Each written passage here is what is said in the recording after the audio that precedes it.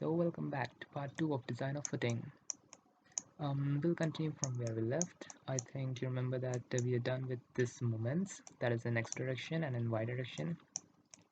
Let's move on to the practical approaches now. The first and the foremost thing, calculation of the depth. How much should be the depth of the footing? This is not exactly the depth, but it's going to be the check for depth.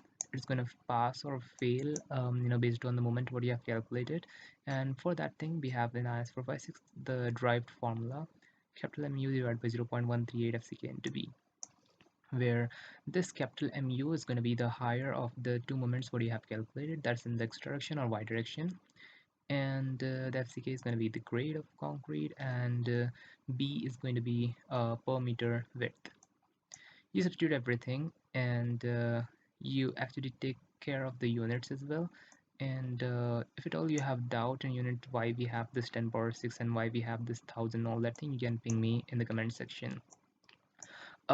Next thing, once you calculate the small d, that is the effective depth, you're gonna know for capital D with the formula effective depth plus clear cover plus diameter by 2. And after calculating that, you get the answer. Whenever you get any answer of capital D based on this moment, you need to double that thing so that it's going to easily pass in different checks what we'll be having at the end of this design. So you can see here I got the value to 35 here, and just I doubled that thing to 450. Even if you're increasing a little bit than this, then it'll be very nice. So now based on this capital D, what we just doubled, based on that I again calculated the effective depth, and then we move on to area of steel.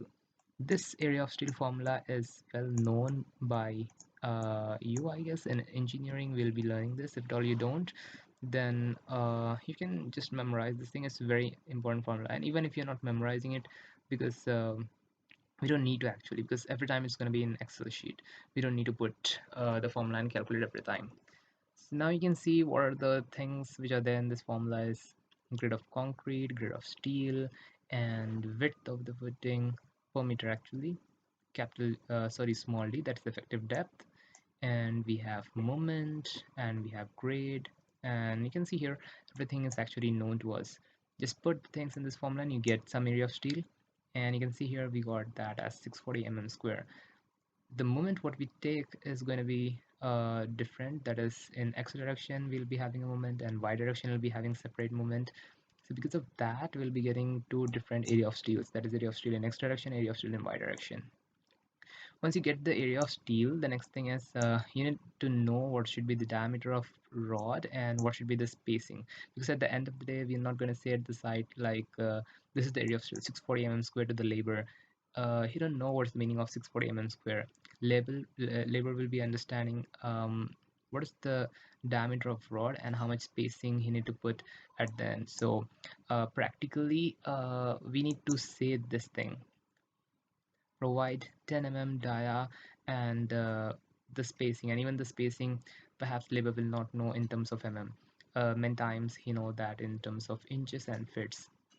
Yeah, diameter you can say that in 10 or 12 or 16 the diameter which is available in the market. So that language labor can understand, he'll never understand the meaning of this 640 square. So this is very important. How do you calculate the spacing? Because we already assumed our rod dia as 10 based on this area of steel. Once you have experience of design again and again, you'll assume this, and if it is greater, you'll assume a greater diameter of rod. And I'll show you how exactly we can proceed with this. So see here, the formula for spacing is 1000 area of a single rod and divided by what is the area of steel you're getting. If you just do all this maths, you get some answer, and you just round that thing off because it's hard for the labor to provide 122 square. And if you're making this thing lesser, means we are making the footing to safe side. So you can see here I'm just providing 10 at the rate 100. However, what I got the spacing is 122 So you can see here I got this as 10 at the rate 100. Now this 100, you can say that thing as 4 inches, and if it is 125, you can say that thing as 5 inches. If it is 150, 6 inches. Because usually we know, okay, 1 inches will be 25 mm. So that's the reason the increment of 1 inches is very easy here. So how you can provide practical is 4 inches, 5 inches, 6 inches, 7 inches, 8 inches, but it's better if you're going to provide 8 inches and 4 inches and 6 inches. It's because it's more standard at the side, not exactly any middle number like 122 mm. It's a kind of middle number, so it's better not to provide this kind of numbers. Okay, now with this knowledge, let's move on to next thing, like providing the y direction. We'll be having area of steel, and then we'll be having, again the diameter of rod, again the spacing, and you can see here we got 180 point something, and we just round that thing off to 150. So this is how we have done the same thing in the y direction. After doing that, we'll be having two checks, that is one-way shear check and two-way shear check. Usually you find this thing in almost all the textbooks. I'll just show you what's the important thing in this, and what is the meaning of this one-way shear, and why do we do this thing practically. Because the mathematical part is everywhere actually, but why do we do that thing? I'll explain you that. So here in this one-way shear, what's going to be the problem is the part which is this, we say usually it occurs at a distance small d, that's effective depth, from the face of the column. And practically what happens at the site is sometimes this part of the footing, the soil is very very loose, and this part, let us say we get some rocks and the soil is very hard, let us say. So whenever the load is being applied here in very harsh manner, then what's going to happen is the part, this part is going to be completely braked, and the part here which is being hashed is going to go up, and this part is going to go down. It's going to sink completely inside. So that's what is going to happen in one way shear. We assume that if at all the soil is like this, then this kind of thing can happen. That is one way shear. However, what is two way shear is, um, if at all again the soil around is kind of hard, but however here the part is weak, because you can see here we have column. So because of that, the part, this part what we have created, it can just punch inside, or the column can force itself going inside, and this ring can be getting upside. So that's what can happen in two shear. So this is what exactly the problem with one shear and two shear. Why do we check that thing?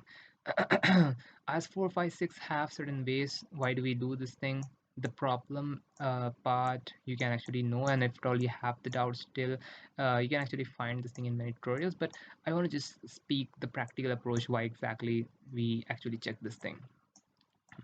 So we do that one-way shear check and two-way shear check. You can see here complete information is there. If you want this document, just ping me on WhatsApp. I can actually send that thing. And once that thing is done, you have to detail this thing neatly in Revit or AutoCAD and give that thing to the site or to the client. And what is explainable at the side is only your drawing, not exactly the calculation, because you never show all these pages of calculation, you never show any Excel sheet, just show this detailing part. So you can see here what exactly the things we actually show on this drawings are. One of the cross section, okay, and the top view. I'll explain first the top view and then we'll go to the cross section. In the top view, you can see here I'm having in the center column, and then you can see where I'm putting the section. This section is being shown here, section 1 and the cutting part here. And the next thing is here you can see I have put two rods, and it is showing that it is having the diameter as 10, and it is having the spacing as 150 mm center to the center. This is how we read this. And again you can see we have again this rods, and it's gonna have 10 again at the rate 100 mm center to center. So we have to put properly in which direction we have calculated, what diameter and what the spacing is, and what is the dimension of the footing we are getting. And yeah, this is what is very important. Based on this thing only, labor is going to wreck the footing, and he's going to put all the diameters, what exactly the spacing on which he needs to put. And again you have to show this thing again in the cross section, so that it will be very easily readable and understandable. And you can see here there's another thing here called development length, and usually it is 50 times diameter of the rod. And again, it's going to have certain calculation, but there are certain thumb rules based on that. I'm saying it's going to have 50 times diameter as its length. Okay, now the next thing is, in the detailing, we're going to have not just straight rods, we'll be having certain bends. You can see the thing is going to go upside. In quantity survey, I'll show you how exactly we calculate this thing also. Again, it will be having true SP 32, I guess, the detailing part. 16 times diameter of the rod, we can just raise this thing. So this is 50 times diameter, and we'll be having the rods, which is in the cross-sectional way, like this rods will be in the cross section. So that's the reason it's showing as just circles, and you can see this rods will be exactly straight. So that's pretty much about it. And if at all you have certain question, you can comment that thing below. And if at all you want to understand more about manual designing the beams, the columns, and the slabs, and any other things in manually or in the Excel, you can comment me, or you can ping me on WhatsApp.